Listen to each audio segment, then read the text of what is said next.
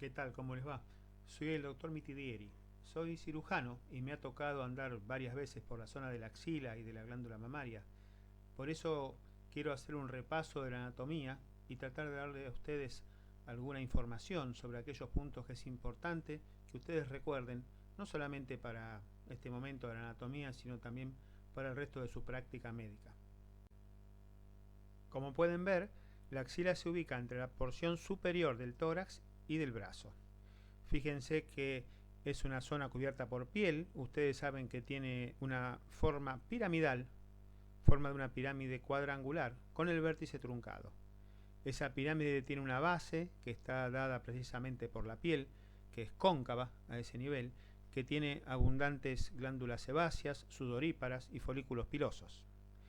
Podemos considerar una cara anterior, ubicada por delante obviamente, por aquellos músculos que se extienden desde la cara anterior del tórax hasta la cara medial del brazo. La cara posterior va a ser homóloga a la otra y va a estar dada por los músculos que transcurren desde la cara posterior del tórax hasta la cara medial del brazo. La cara medial o interna, dada por la parrilla costal, rodeada por algunos músculos, y su cara lateral, que está ubicada precisamente en la superficie del húmero.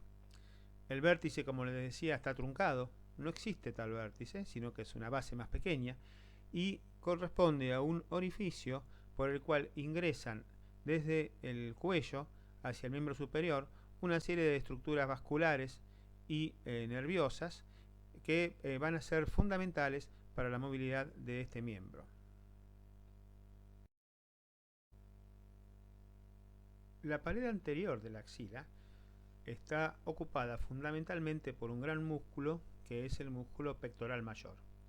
Este músculo, que viene insertándose desde el reborde del esternón hasta el labio anterior de la corredera bicipital, es un músculo plano, amplio, que tiene dos fascículos, uno de ellos clavicular, como ven que se inserta en la cara inferior de la clavícula, y otro external, que es el que yo les hacía referencia hace unos instantes.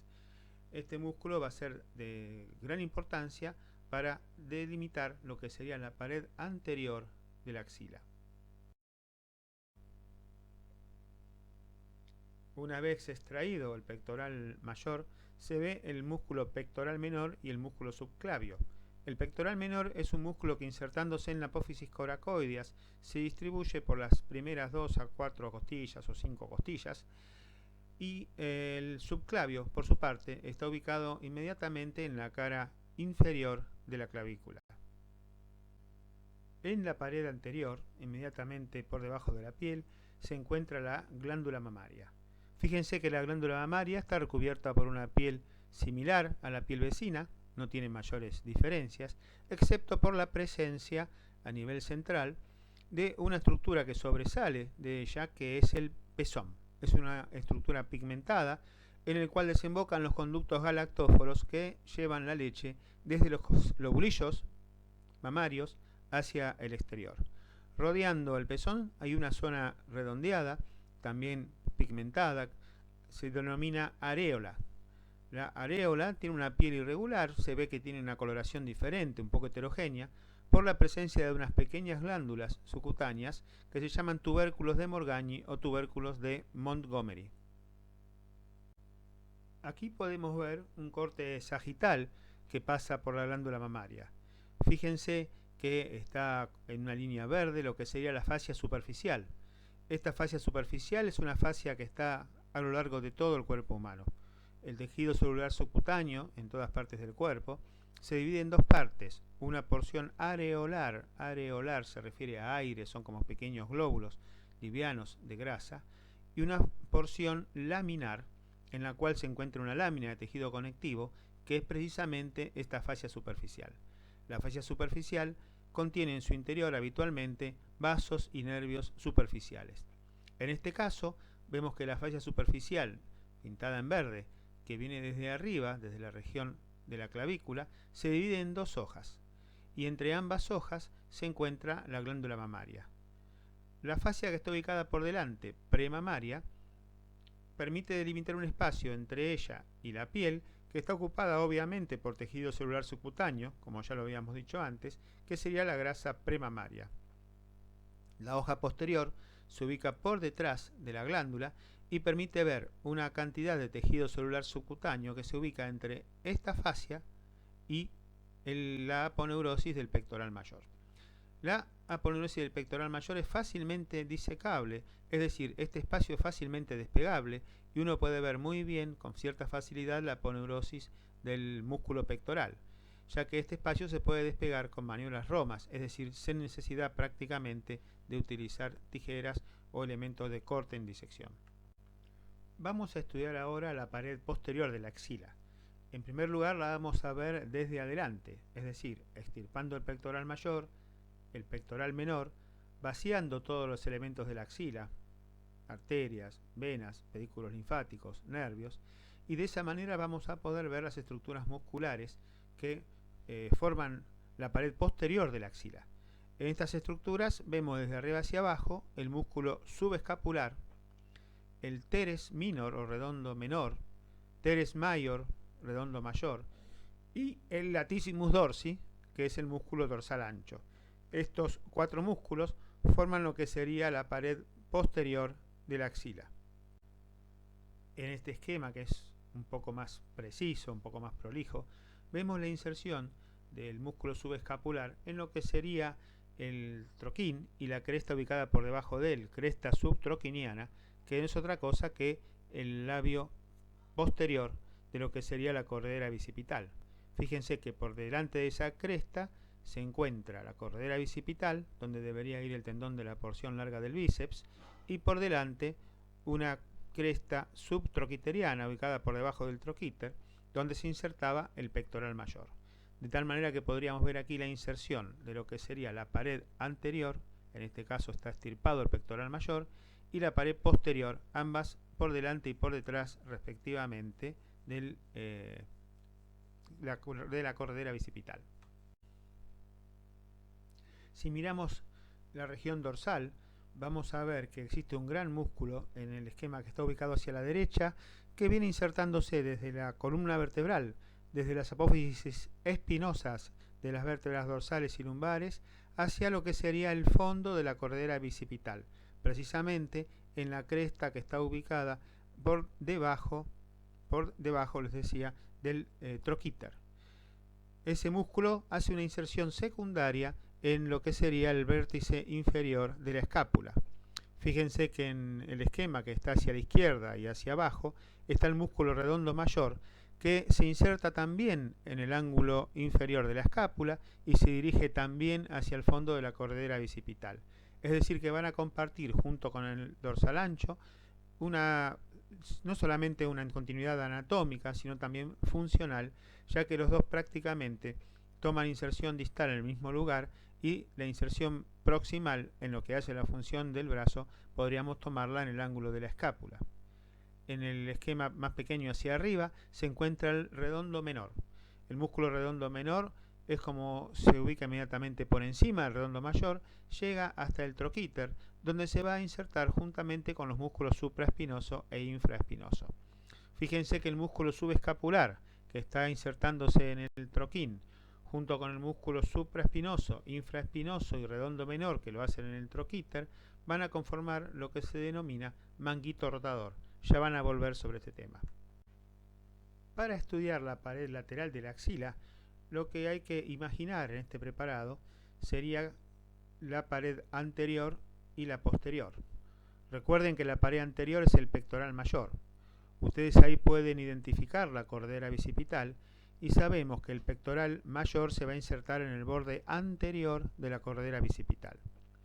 La pared posterior, formada fundamentalmente por el dorsal ancho, redondo mayor y también acompañándolo el redondo menor por su parte, va a tener su inserción en el borde posterior de la corredera bicipital. Es decir, que si la pared anterior está en el borde anterior de la corredera bicipital y la posterior está en el borde posterior, la pared lateral, desde el punto de vista óseo, va a ser la corredera bicipital. Solamente que en ese espacio va a estar ocupada por algunos músculos. En primer lugar, superficialmente, por este músculo que se extiende desde la apófisis coracoides hasta el brazo, que es el músculo coracobraquial. en un plano superficial con respecto al coracobraquial, vamos a encontrar otro músculo que se origina en la apófisis coracoides. Es la porción corta del músculo bíceps. Fíjense que en el transcurso de la cordillera bicipital, insertándose por encima de la carilla articular del omóplato, se encuentra la porción larga del bíceps que ocupa la cordillera bicipital y poco después se une con la porción corta.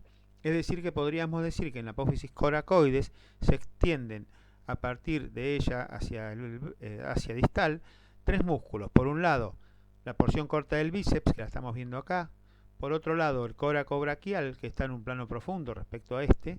Y por otro lado, lo que habíamos visto formando parte de la pared anterior, que era el músculo pectoral menor. Nos queda por último la pared medial, que está ubicada precisamente en los arcos laterales de las costillas. Más o menos desde la segunda hasta la cuarta, quinta costilla, los arcos laterales son los que hacen de límite a la axila medialmente. Fíjense que estas costillas están recubiertas por las interdigitaciones de un músculo que es el serrato, y fíjense que también transcurre en superficie al serrato y en forma perpendicular a sus interdigitaciones la arteria correspondiente a la torácica lateral, junto con un nervio que es el nervio del serrato mayor. Si miramos por detrás del pectoral menor, vamos a ver las estructuras vasculares de la axila y vamos a ver cómo se ubican entre la clavícula y la primera costilla para llegar hasta el cuello.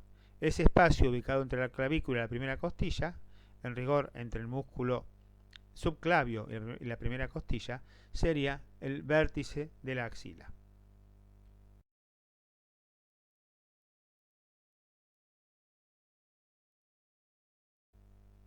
En la axila se observan algunas características especiales de la aponeurosis que van a permitir compartimentalizarla en distintos lugares.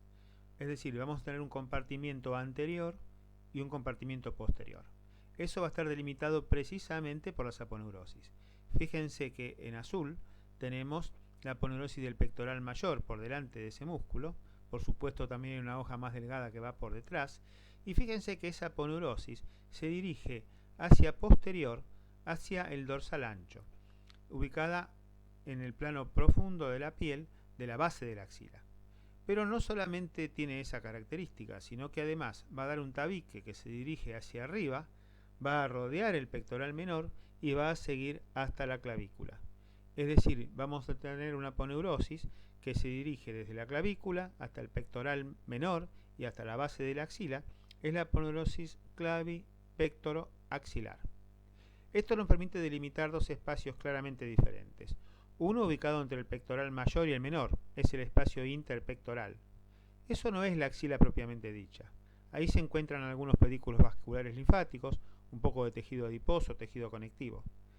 Entre el pectoral menor y el dorsal ancho, ahí sí vamos a encontrar la axila propiamente dicha, con las estructuras arteriales, venosas, nerviosas y linfáticas, que son las que vamos a estudiar ahora en cuanto veamos su contenido. La grasa de esta zona es absolutamente diferente, es una grasa más laxa, más blanquecina, más fácil de disecar. En cambio, la que está entre el pectoral menor y el mayor es más arremolinada, más firme, y su disección resulta bastante más difícil. Para estudiar el contenido de la axila, vamos a investigarla desde su pared anterior. Si quitamos el pectoral mayor, vamos a ver que queda el pectoral menor, que nos tapa parcialmente la axila, y tanto por encima como por debajo se delimitan dos triángulos en los cuales vamos a poder ver por transparencia las estructuras nobles que existen precisamente en esta región. Fíjense que aquí está extraída la clavícula, pero que estos tres triángulos corresponden aproximadamente a lo que sería la aponeurosis clavipectoroaxilar. El triángulo ubicado más hacia la derecha, más hacia arriba, estaría insertándose por debajo en la clavícula y por encima en el pectoral menor. Ese triángulo clavipectoral, triángulo de Moynihan, es un lugar de acceso hacia la axila, es un lugar por el que acceden, entre otras cosas, la vena cefálica, transcurre la rama de la arteria torácica o tóraco-acromial, como se la puede también llamar, y transcurren además pedículos vasculares linfáticos que llegan desde el sector interpectoral hasta la axila. El segundo triángulo en el medio está ocupado por el pectoral menor y por último un tercer triángulo, también sería aponeurótico, que se extiende desde el pectoral menor hacia la piel de la axila, traccionando de ella hacia arriba, ayudando a mantener su concavidad. Es el llamado ligamento suspensorio de Sherdy. No quiero insistir con los epónimos, o sea, con los nombres propios, porque no tiene importancia, simplemente por si los han leído en algún lugar con ese nombre.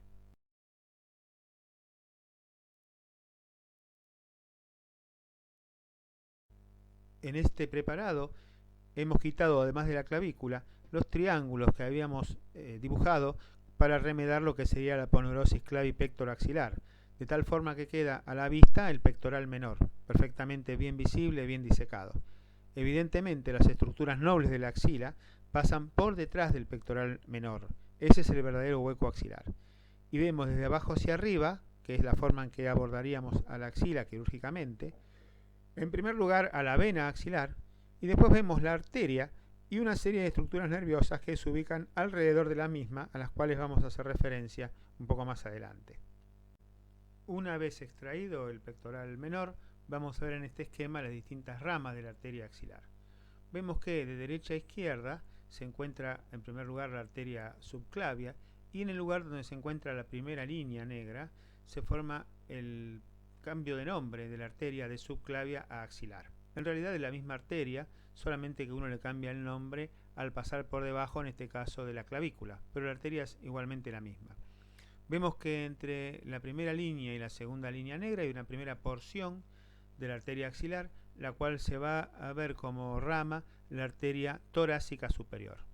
La segunda porción está ubicada después de esta primera línea, va a dar origen en primer lugar a una arteria que nace hacia adelante, que característicamente se bifurca en una rama que se dirige hacia el acromion, la rama acromial, que va a acompañar en su trayecto a la vena cefálica, y una rama que se dirige a la porción superior del tórax, su rama torácica, por eso esta arteria se llama tóraco-acromial.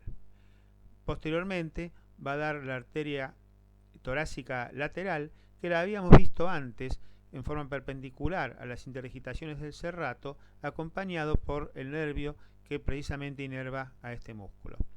Por último, la tercera porción, que va a dar origen a una arteria que se dirige hacia la escápula, es la arteria escapular inferior. Esta se llama inferior porque hay también una superior. La superior es proveniente de la subclavia y la van a ver más adelante. Y hacia lateral va a dar las ramas que irriguen a la cabeza del húmero y a toda la articulación, que son las arterias circunflejas humerales, una anterior y otra posterior. En este esquema podemos ver cómo una vez extraída la arteria axilar existen un par de troncos que se ubican por delante y uno que se ubica por detrás. Si empezamos desde la columna que está ubicada hacia la derecha, vemos los troncos primarios del plexo braquial, el superior, el medio y el inferior. Como ustedes saben, estos troncos primarios se encuentran ubicados en el hiato interescalénico, es decir, entre el escaleno anterior y el escaleno medio. Posteriormente, estos troncos primarios van a dar origen a dos ramas, cada uno de ellos. Una rama anterior, que sigue siendo amarilla, y una posterior, que es blanca.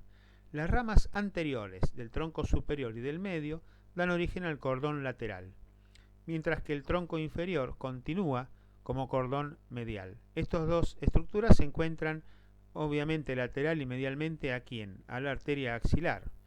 El cordón lateral casi siempre está por delante, mientras que el cordón medial puede estar en un plano anterior o en un plano posterior a la arteria. Estos tres troncos primarios también dan, habíamos dicho, una rama posterior que está pintada de blanco, y eso va a dar origen a el cordón posterior, obviamente ubicado por detrás de la arteria axilar, y que a poco de su nacimiento va a dar origen al tronco correspondiente al nervio circunflejo, que se dirige hacia la articulación, y el nervio radial. En este preparado estamos viendo lo mismo que veíamos en el esquema anterior. En blanco los troncos primarios del plexo braquial, superior, medio e inferior. Hemos extraído también acá los músculos escalenos, Y luego vemos que estos troncos se dividen en un ramo anterior, pintado en amarillo, y un ramo posterior que sigue pintado de blanco. Desde cefálico hacia caudal vamos a ver los tres troncos. En primer lugar, el cordón medial. En segundo lugar, ubicado hacia atrás, el cordón posterior. Y en tercer lugar, en el plano más caudal, el cordón medial. El cordón lateral va a dar origen al nervio músculo cutáneo y a la raíz lateral del mediano. El cordón medial va a dar origen a la raíz medial del mediano, al cubital y al nervio braquial cutáneo. Y por último, el nervio posterior, el cordón posterior, va a dar origen a los nervios radial y circunflejo. Volvemos al preparado que habíamos visto anteriormente. Nuevamente encontramos al pectoral menor y podemos ver los tres sectores diferentes en lo que encontramos las estructuras nerviosas axilares. En primer lugar, vemos que desde el pectoral menor hacia la parte medial, es decir, hacia craneal, uno puede encontrar los troncos primarios del plexo braquial.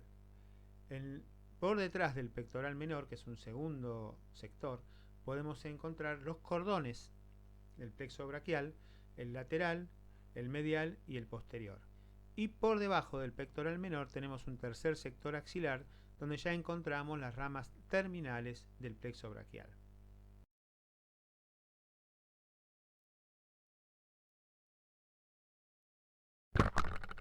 En estos esquemas observamos los territorios de distribución nerviosa en los miembros superiores. En el esquema que está a la izquierda vemos la distribución radicular, es decir, la distribución que tiene cada nervio al momento de salir del foramen vertebral. En la derecha, en cambio, vemos la distribución que tiene cada nervio, una vez que ya es una rama terminal. Es decir, que no hay concordancia entre lo que sería la inervación a partir del orificio de salida a través del foramen vertebral con la inervación dada finalmente por cada nervio en particular. Esto nos lleva a tener dos especies de mapitas, medios planitos, que uno tendría que tener una idea, por lo menos, en cómo están formados, para poder interpretar mejor las enfermedades en relación a la anatomía nerviosa.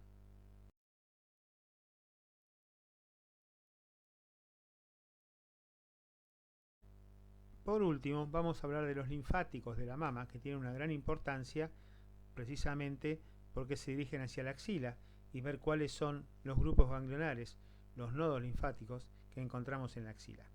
En primer lugar, vemos el lobulillo mamario y vemos unas líneas negras que corresponden a los conductos linfáticos que se ubican interlobulillares, es decir, entre los lobulillos. Esos conductos confluyen por detrás de la glándula mamaria. Recuerden que ahí había un espacio que era la bolsa retromamaria o retroglandular. Forman un gran plexo y algunos de esos conductos van a pasar por debajo del pectoral mayor, en la línea en negro que está hacia abajo, para dirigirse hacia los ganglios linfáticos de la axila. Otro grupo, mientras tanto, va a atravesar el pectoral mayor y va a ubicarse en el espacio entre la clavícula y el pectoral menor, también para llegar hasta los grupos ganglionares linfáticos de la axila. Los grupos ganglionares linfáticos de la axila son 5 y se corresponden bastante bien con las paredes axilares. El que está en verde es el grupo medial o anterior, que va a estar en relación a los vasos que están a ese nivel, es decir, a la arteria torácica lateral y juntamente a ella con el nervio del serrato mayor. De ahí la posibilidad de lesionar este nervio cuando uno extirpa este grupo ganglionar. El segundo grupo ganglionar son los nodos ubicados en la arteria subescapular, en relación, mejor dicho, a la arteria subescapular. Es lo que está pintado en naranja. El tercer grupo, en amarillo, es el grupo braquial. Está ubicado en el brazo, a la altura de la pared externa o lateral de la axila. Finalmente tenemos un grupo central, pintado en azul, que está en pleno centro de la axila, y en violeta un grupo subclavicular. Esos son los 5 grupos ganglionares linfáticos de la axila, los que van a recoger la linfa de la mama y de todo el miembro superior.